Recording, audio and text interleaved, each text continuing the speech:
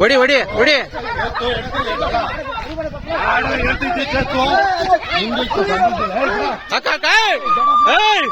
ತುಮಕೂರು ಗ್ರಾಮಾಂತರ ಜಿಲ್ಲೆಯ ಊರ್ಡಿಗೆರೆ ಹೋಬಳಿ ಮೈದಾಳ ಗ್ರಾಮದಲ್ಲಿ ಜಮೀನಿನ ವಿಚಾರವಾಗಿ ಸಂಬಂಧಿಕರ ನಡುವೆ ನಡೆದ ಜಗಳ ಮಾರಣಾಂತಿಕ ಹಲ್ಲೆಗೆ ತಿರುಗಿದೆ.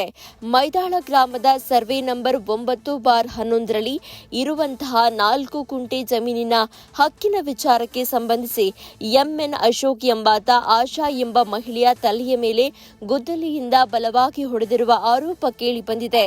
ಜಮೀನಿನ ವಿಚಾರವಾಗಿ ಆರಂಭವಾದ ವಾಗ್ವಾದ ಕ್ಷಣಾರ್ಧದಲ್ಲಿ ತೀವ್ರ ಜಟಾಪಟಿಗೆ ಜರುಗಿದ್ದು, ಈ ವೇಳೆ ಅಶೋಕ್ ಹಲ್ಲೆ ನಡೆಸಿದ್ದಾನೆ ಎನ್ನಲಾಗಿದೆ.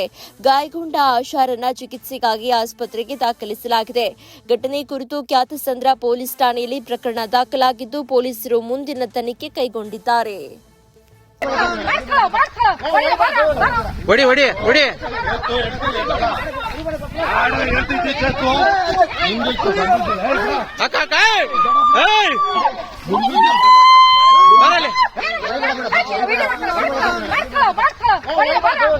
ಹೊಡಿ ಹೊಡಿ ಹೊಡಿ.